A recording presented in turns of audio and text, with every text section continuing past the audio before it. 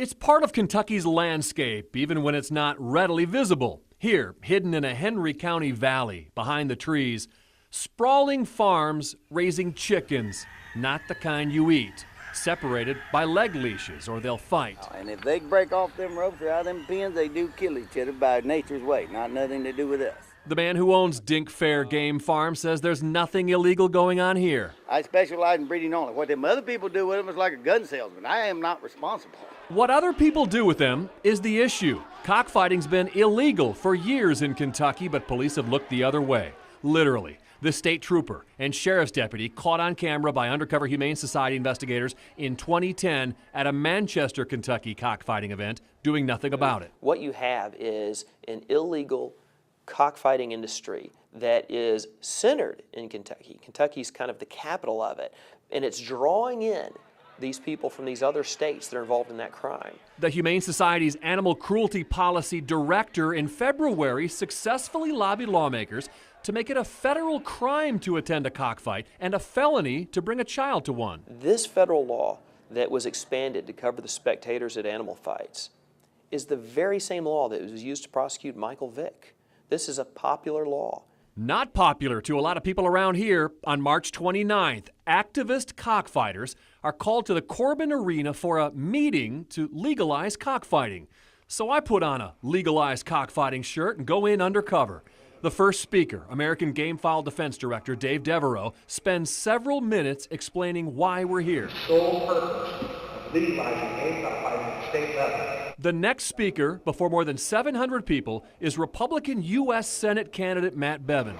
There is not a cause, there is not an issue, there is nothing that we believe in that we could not bring to fruition if we turn out and vote. When he's done, he is asked a direct question.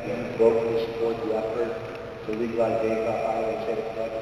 I support the people of Kentucky exercising their rights because it is our right to decide what it is that we want to do, and not the federal government. So criminalizing behavior that is part of the heritage of this state is, in my opinion, a bad idea. A bad idea, and I would not support it.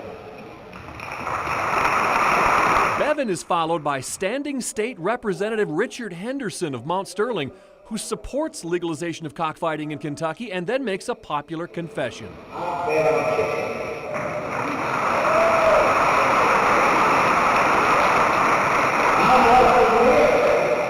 I bet on chicken.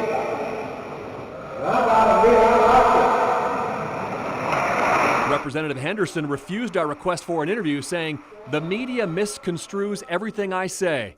We caught up with Bevin at a Louisville campaign stop. He says he didn't know it was a cockfighting rally. I don't personally support cockfighting. I've never been to a cockfight in my life. If you were there, you can tell. I mean, it wasn't any, when I was speaking, were you there when I spoke? I was there, yes, for the whole time. Yeah. And so when I spoke, obviously I was there to talk about why I'm running for U.S. Senate, and that's the same thing I do everywhere that I speak around the state. When Dave Devereaux got up before you, though, he said, we're here for the sole purpose of talking about legalizing cockfighting in Kentucky. What were you thinking then when he said that? I honestly wasn't even paying. I was thinking about what I was going to say. I don't even remember him saying that. I read him back this comment. Criminalizing behavior that is part of the heritage of this state is, in my opinion, a bad idea. A bad idea. I would not support it. You stand behind that? No, what I stand behind is people's ability to exercise their First Amendment rights to speak about whatever they want to speak about. Representative Henderson urged the crowd to appeal to lawmakers to modify the part of the law that makes attending cockfights a felony, a national fight that'll play out first here in the Bluegrass State. John Bull, Wave 3 News. In 2001, when I went undercover with Humane Society of the United States investigators to this event in Williamsburg, cockfighting was a misdemeanor. The theater seating in Roost Arena was filled with hundreds of men, women, and children.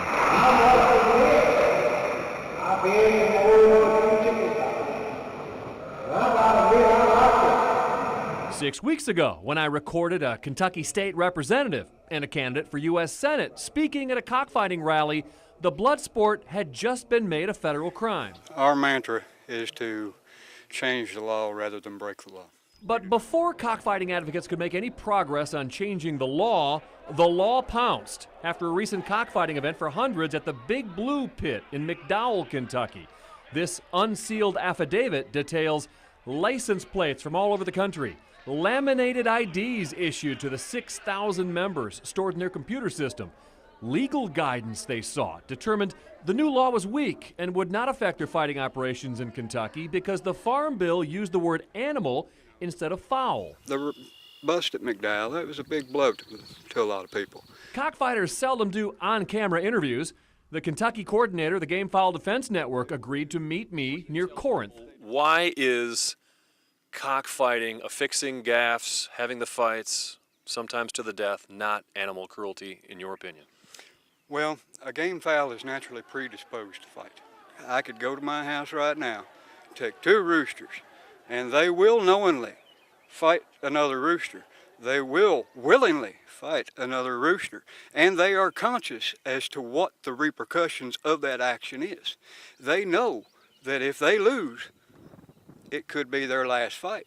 I asked him about the federal affidavit that claims entry fees between $3,000 and $5,000 per entrant, a vendor averaging $1,500 a weekend selling the fighting gaffs or knives fastened to the chickens, and a printed schedule just for this pit of 34 days of organized animal fights. And in Kentucky alone, this is honestly a $250 million a year industry. Is Kentucky the battleground right now politically for this whole showdown? Politically, yes.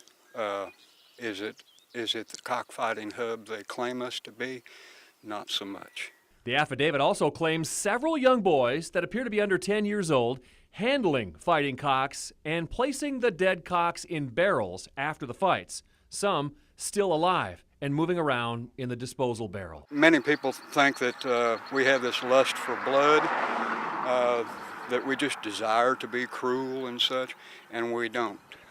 There's absolutely no desire for blood loss, at a game fowl exhibition. According to this affidavit, the owner of the McDowell pit told the cockfighters there are people in Kentucky government who are working with them to change the new law, like Greg Stumbo and Allison Lonergan Grimes. They told Wave 3 News last week that's not true. Milner says truth is they're not sure right now who's with them politically and who's against them. John Bull, Wave 3 News.